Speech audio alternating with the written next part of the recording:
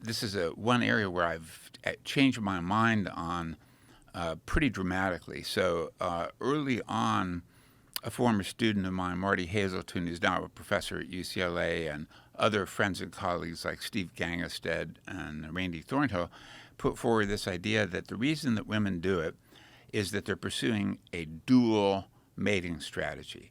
That is, they're trying to get investment from one guy, like the good dads, but good genes from another guy. You know that affairs are very costly for women,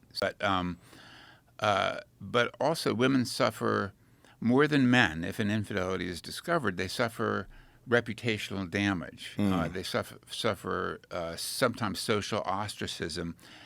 It's cataclysmic for their relationship. So, in fact, it's one of the leading causes of divorce worldwide across cultures.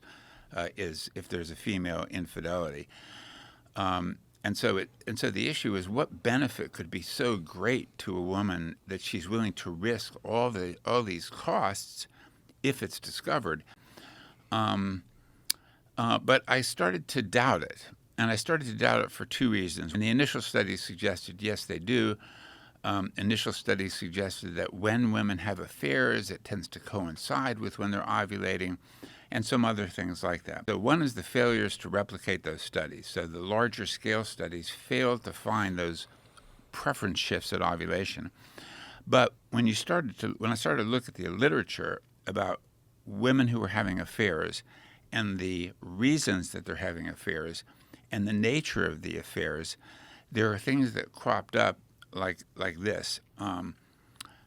79%, one study found 79% of women fell in love with or became emotionally involved with her affair partner.